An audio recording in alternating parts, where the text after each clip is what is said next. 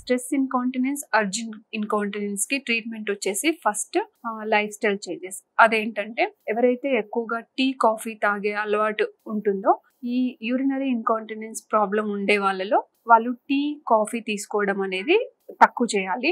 Are before sleep they should not take more fluids. పడుకునే ఒక 3 hours ముందు water లాంటివి ఏమీ తీసుకోవద్దు. వాళ్ళకి ఆల్కహాల్ హ్యాబిట్ ఉంటే ఆల్కహాల్, కూల్ డ్రింక్స్ ఇలాంటివి తీసుకోవడం ఆపేయాలి. At the same times they have to maintain a diary. ఏ ఫుడ్ తీసుకున్న తర్వాత వాళ్ళకి ఒక డేలో ఎన్నిసార్లు వాళ్ళకి లీకేజ్ అవుతుంది, ఏ టైంలో అవుతుంది, ఏ ఫుడ్ తీసుకున్న తర్వాత ఎక్కువగా అవుతుంది అనేది వాళ్ళు నోటీస్ చేసుకోవాలి.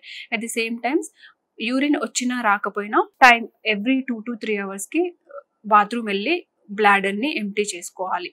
అండ్ ఒబేసిటీ ఉన్న వాళ్ళలో వెయిట్ లాస్ అవ్వాలి.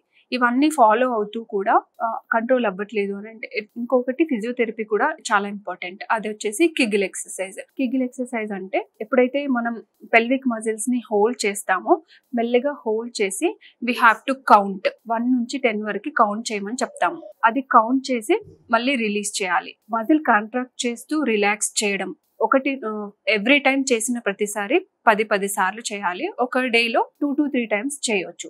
సో ఈ కిగిల్ ఎక్సర్సైజ్ ఈజ్ వెరీ ఎఫెక్టివ్. కానీ చాలా మంది ఇది రాంగ్ వేలో చేస్తూ ఉంటారు కాబట్టి ఎఫెక్టివ్ ఇమీడియట్ గా చూపించదు. కన్సిస్టెంట్ గా మంచి ఎఫెక్ట్ తో కిగిల్ ఎక్సర్సైజ్ చేస్తే అరౌండ్ 6 to 8 weeks టైంలో యూరినరీ ఇన్కాంటినెన్స్ ప్రాబ్లమ్ తగ్గించుకోవడం చూడొచ్చు. సో